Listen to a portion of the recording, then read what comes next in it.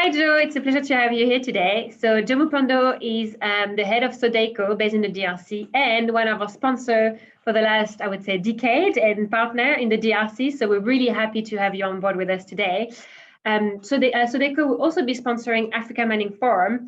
So, we're really happy to have them on board on the entire portfolio. So, Joe, my first question to you today would be regarding doing business in African mining. What would you say as your attention today after this special year, I would say? Thank you, Elodie. It's a pleasure to be here. Thank you for inviting me to your session. I believe that today, looking at the most of our sectors, the sectors we know and we work with, which are the HR sector and the fintech sector. That we have developed a lot throughout the years.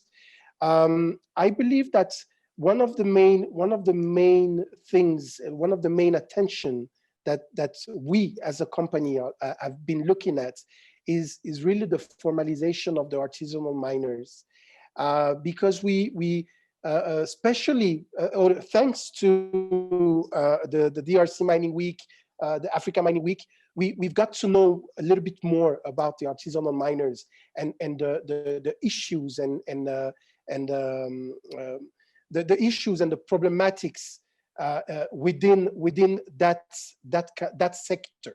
And so we have decided to try to lend a hand to all the initiatives that are being done already by several miners, and we would like to use our expertise and experience in managing human capital and help formalizing that sector in a way. Thank you, Joe. And I think you're really right about that the artisanal miners are actually the backbone of some mining companies and countries, and they are actually extremely active to keep the sector afloat. So it's a great initiative that you're doing to really trying to elevate them on the value chain and to give them really a role that they deserve. I would like to talk maybe what that year had brought us some challenges, and I would love to know if how did COVID impacted you, and then the way you're doing business in the DRC specifically.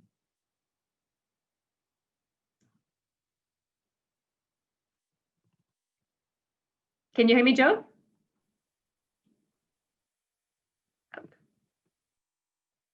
Mm-hmm. Well, it was probably the same for everybody. I'm back. Can you hear me? Yes, you are. It's all good. Yes. Well, this is one of the issues we have is I agree. So this is one of the issues we have, and that we are dealing with. That one of the first main the shock that we actually that the whole world was impacted. Usually what happens to us, especially us in DRC, is that there's an epidemic. Yeah. Okay, we've had a few. Okay, we can say that. So there's an epidemic, and we go like, okay, there's an epidemic. We know that the government does what it needs to do.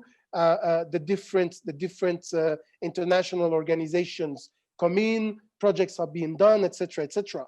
Now the situation was that we were seeing epidemics or a pandemic happening all over the world, and it was not impacting DRC as much as it was impacting the rest of the world. So we told ourselves that okay, we've had our share of epidemics, so maybe that's why, and we are very blessed about it because the impact would have been really hard on DRC based on the fact that we don't have the infrastructures. Correct. The expertise, etc. So we're blessed in that way, and I hope we will continue to be blessed. We can say that we when it comes to our company, we reacted quite quickly. So already starting March, when the epidemic got well, it was known throughout the world that there was a pandemic. We already started working on we created a commission that worked with the different problems, that contacted contacted all our agents, that made sure that everybody was on point in terms of information. So there was a lot of sensitization done during within the company, to the agents, and we went quite quickly to into working on distance, and digitalize a lot of our operations, basically. So for us, it went quickly, and we planned quite well, which gave us the possibility to continue giving services to our clients. That's amazing. And yeah, as always, the DRC is so resilient. No matter what we say, it always rebounds quite quickly. So no, it's. I think I like what you said. Like for the first time, a pandemic hasn't impacted DRC as much as the rest of the world. And it's true. Having been in the DRC for 16 years, there's always something challenging. Exactly. For once, it was actually not, the DRC was not as impacted. So it's something that that I'm glad to see. And I'm glad to see that your business, as some others, have really reacted quickly, not to in a panic mode, but to really think about how can we make the most out of it now? How can we save what we have, and to really surf on the wave, and then not being crashed by it. And I think exactly what we did as well. This gave us the time to actually introspect what we do. So we went on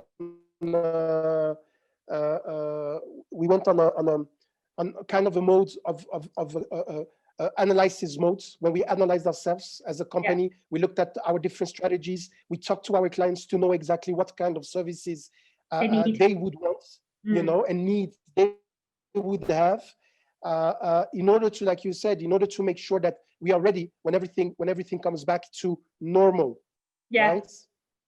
No, absolutely. So that gave us that's the beauty, or the most positive thing about the COVID was that it gave us the time to do two things: to introspect, but to also know who's working and who's not working in the company. Yeah, true. That's a fair point. I think the same happened to you. Yeah, no, absolutely. No, it's like, when you lift a rug and then all the dust under it, like you can see all of it now. Exactly. That's a fair point. So that was a great thing. So it's nice that, so I'm going to go back on what you just said, because obviously you say Sodeco could, do an introspection and analysis. Could you maybe share with us some, like, the initiative that Sodeco have taken recently, or the initiative that you want to take next year to develop the company? Mm-hmm. Well, one of the initiatives we took, which is a great initiative, it's an initiative called Kelo Bantu. And Kelo means a source, and Bantu is human, a person. So it's resource, human resource. Okay, mm-hmm. So it's basically a platform that we initiated with the the International Federation of Swedish Enterprises, mm-hmm. and it's basically a platform that allows social dialogue between employees and employers in order to solve together the different problems and issues that are within the company, and optimize the human capital and the workforce, so that the production of a company can become better. So it's a social dialogue, optimization, and higher growth and production growth. And that initiative has been well received, because it doesn't have it's not specific, it's not sectorial. It's based on the country and the difficulties of the country, and it allows people from different sectors, from different backgrounds, to actually discuss and solve the problems and the common problems, because, well, human capital is, the issues within human capitals are the same. Yeah. So that's an initiative we did a lot. We did this year, and we did webinars, and we actually did a hybrid event So it was Well online, done. and, yeah, online and presential in October. Um, and at the same time, we did a job fair for the people here. So that's an initiative we really liked, and we will continue on that next year as well, and try to make sure that we also talk about human capital in the mining sector, right? Yeah. Because they also have issues, and we believe that the social dialogue there is very, very important, especially post COVID, Yeah, right? absolutely. We had the mining sector was the only sector that continued to work in the DRC. It's also the And essence of the it's economy as well. probably the reason why exactly, and that's why the economy of DRC hasn't been struck as much as the other African countries, because our economical backbone continued to work, and that's something that's, I would like to congratulate every person that works in the mining sector in DRC in that endeavor, because it wasn't easy for many, but they managed to actually save the economy of the country.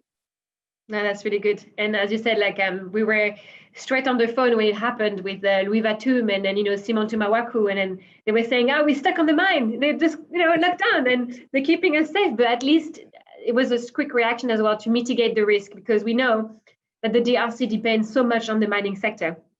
So it's important to make sure that it remains afloat. But no, I'm glad to see that you've done it before as Joe, and you did a hybrid event, and it's great. I mean, it's great to see that your entrepreneurial spirit is working, and I think people need it. People need this kind of initiative in the DRC. So we're glad to see that. Especially, yeah, I mean, Elodie, especially if you live in the wild wild west, which is, Yeah, DRC is like, when people ask me how is DRC, yeah, that's a good today, description. like, I've been in this country for 13 years now, and today, when I have to explain what the DRC is, I say, DRC is like Dodge. It's like Dodge City. You need to be able to be quick when someone comes to you, and you need to be able to draw the fastest, Yeah, and it's the survival of the fittest, and it's crazy, but it is like that. Unfortunately, it is like that. So it's good for innovators, it's good for risk takers, yeah, absolutely. it's good for people who like a challenge, because you have there's nothing, so you can actually do anything. And the return on in investment is actually really good. Exactly, and the return on this investment is very, very good. So if you're a risk taker, DRC is your country. If you like the westerns, if you dream, of Colorado, and Yeah, that's true.